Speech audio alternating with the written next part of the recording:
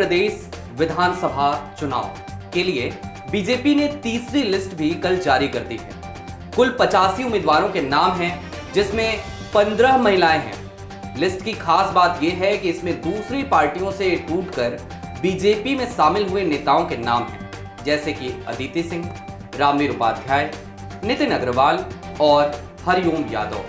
इन 85 नामों में एक नाम कानपुर के पुलिस कमिश्नर रहे असीम अरुण साहब का भी है। इनका नाम देखकर लगता है जैसे बीजेपी जाटव वोटों में सेंध लगाना चाहती है। आज यही समझाएंगे और यही समझने का प्रयास करेंगे। नमस्कार, मैं स्वप्निल हूं। आप इंडिया रिपोर्ट देख रहे हैं। यह आपका पसंदीदा कार्यक्रम है दो टोक। सबसे पहला सवाल तो ये है कि आखिरकार भारतीय जनता पार्टी बाहर से आए इन नेताओं को इतनी तवज्जो क्यों दे रही है? इसका जवाब इन नेताओं की सीट और जीतने के रिकॉर्ड को देखने पर मिलता है। दरअसल इन सभी नेताओं का अपनी सीट से जीतने का रिकॉर्ड रहा है। कई सीटें तो ऐसी है जहां पर किसी खास परिवार का प्रभाव रहा है और सालों से यहां उसकी जीत होती रही है। लिस्ट में शामिल इन नामों पर अब जरा गौर फरमाइए। पहला नाम है अदिति सिंह का। वो पिछले कई महीनों से लगातार बीजेपी के संपर्क में थी। हाल के दिनों में बीजेपी में शामिल हुई। उन्हें रायबरेली सदर सीट से टिकट भी मिल गया। कहते हैं रायबरेली कांग्रेस का गढ़ है, लेकिन सदर सीट अदिति सिंह का परिवार ही जीतता रहा है। अदिति के पिता अखिलेश सिंह इस सीट से 1993 से लेकर 2012 तक लगातार विधायक रहे। उनके मृत्यु होने के बाद अदिति सिंह ने यहां से चुनाव लड़ा था। इस सीट पर करीब 3.5 लाख वोटर हैं। लिस्ट में दूसरा नाम है रामवीर उपाध्याय का। वही रामवीर उपाध्याय जो ब्राह्मणों के एक बड़े नेता माने जाते हैं। बसपा से अभी अलग हुए और फिर उन्होंने बीजेपी ज्वाइन की। 15 जनवरी को उन्होंने बीएसपी छोड़कर बीजेपी का हाथ थामा। 5 दिन बाद ही टिकट भी मिल गया। ये शादाबाद से चुनाव लड़ेंगे। मायावती कैबिनेट में मंत्री रहे उपाध्याय का बीएसपी में बहुत बड़ा कद था। ब्राह्मणों की राजनीति के माहिर माने जाते हैं। इनकी पत्नी सीमा उपाध्याय 2 बार जिला पंचायत अध्यक्ष और 1 बार सांसद भी रह चुकी हैं। तीसरा नाम मुलायम के समधी हरिओम यादव का है। हाल के दिनों में इन्होंने बीजेपी ज्वाइन की। सिरसागंज से टिकट मिला। हरिओम यादव को मुलायम सिंह का बेहद करीबी माना जाता था, इसलिए जब ये बीजेपी में शामिल हुए तो एसपी के लिए एक बड़ा झटका इसे बताया गया। हरिओम यादव का कहना है कि उनका असर आसपास की 6 विधानसभा सीटों पर भी है। इसका सबसे ज्यादा प्रभाव फिरोजाबाद में पड़ेगा। सैफई और इटावा के कुछ इलाकों में भी उनका असर माना जाता है। अगला नाम है यूपी विधानसभा उपाध्यक्ष रहे नितिन अग्रवाल का। उन्होंने हाल में एसपी से यानी सपा से इस्तीफा देकर बीजेपी ज्वाइन की। ये साल 2017 में हरदोई सदर की सीट से सपा के टिकट पर चुनाव जीते थे। इनके पिता नरेश अग्रवाल इस सीट से विधायक रह चुके हैं। पहली बार नितिन अग्रवाल साल 2008 में पिता के इस्तीफे के बाद उपचुनाव जीतकर विधानसभा पहुंचे थे। तब बीएसपी के टिकट पर चुनाव लड़े थे, फिर सपा में चले गए। फिर 2012 में सपा के टिकट पर विधायक बने और अखिलेश कैबिनेट में मंत्री भी बन गए। बीजेपी ने भी इन्हें हरदोई से ही टिकट दिया है। तो सबसे पहले तो आपको हमने ये समझाया कि आखिरकार भारतीय जनता पार्टी ने उन तमाम दल बदलू लोगों को कितनी प्राथमिकता दी है।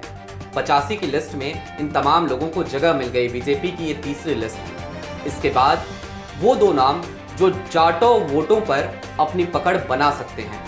पहला नाम है उत्तराखंड की राज्यपाल रही बेबी रानी मौर्य और दूसरा नाम है कानपुर के पुलिस कमिश्नर रहे असीम अरुण का। दरअसल ये कहा जा रहा है कि जाटव वोट बैंक में सेंध लगाने की कोशिश भारतीय जनता पार्टी ने इन्हें टिकट देकर के की है। अब वापस सबसे पहले हम आ जाते हैं असीम अरुण पर। कानपुर के पुलिस कमिश्नर रहे। सर्विस खत्म होने के 9 साल पहले ही वॉलंटरी रिटायरमेंट ले लिया। कुछ दिन पहले बीजेपी में शामिल हो गए। बड़ी बड़ी बातें की।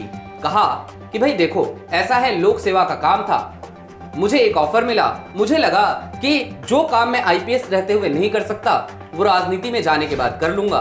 लिहाजा असीम अरुण भाजपा का दामन थाम बैठे। कन्नौज की सदर सीट से उन्हें टिकट भी मिला। असीम अरुण को टिकट देने के पीछे बीजेपी का मकसद सिर्फ एक सीट को जीतना नहीं है, ये हमें समझना पड़ेगा, बल्कि बीएसपी के जाटव वोटों में सेंध लगाना है।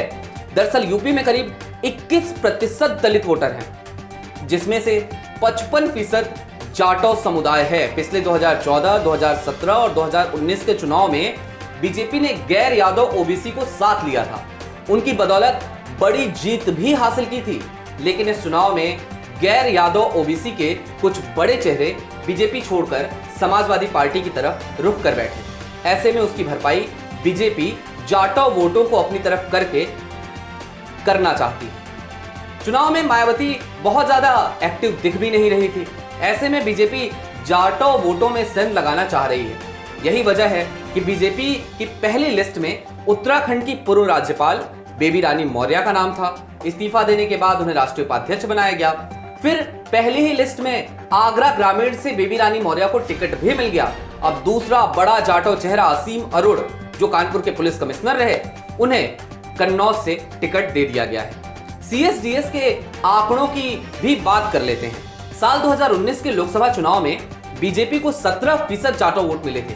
वहीं अन्य की बात करें तो ब्राह्मण के 82%, राजपूत के 89%, वैश्य के 70%, जाट के 91%, अन्य अपर कास्ट का 84%, कुर्मी कोयरी का 80%, अन्य ओबीसी का 72%, अन्य एससी का 48% वोट मिला। सिर्फ जाटो और मुस्लिम वोट ही कम मिला था। 17% जाटो और 8% मुस्लिम वोट मिला था भारतीय जनता पार्टी को। यानी जाटो वोटर्स ऐसे हैं जहां बीजेपी अभी तक सेंध नहीं लगा सकी है। अब की बार भारतीय जनता पार्टी यही कोशिश करने वाली है। हमें यह समझना पड़ेगा कि धर्म, जाति और पैसा ये लगातार राजनीति की नींव हो चले हैं और ऐसे में भारतीय जनता पार्टी भी कहीं ना कहीं तमाम जातिगत समीकरणों को साधने में लगी है। चलते चलते क्या कहूं, बस इतना कहूंगा उन तमाम लोगों से जो तमाम अलग अलग जातिगत समीकरणों के अधीन आते हैं, बस इतना समझिए कि आपको किसी का वोट बैंक नहीं बनना है, क्योंकि अगर आप वोट बैंक बनेंगे तो इसमें नुकसान आपका ही होगा। अपने विधायक को चुनिए, ना किसी पार्टी का झंडा उठाइए, ना किसी के लिए नारे लगाइए। सिर्फ ये देखिए कि आपकी सीट से आपका सबसे अच्छा जनप्रतिनिधि कौन हो सकता है।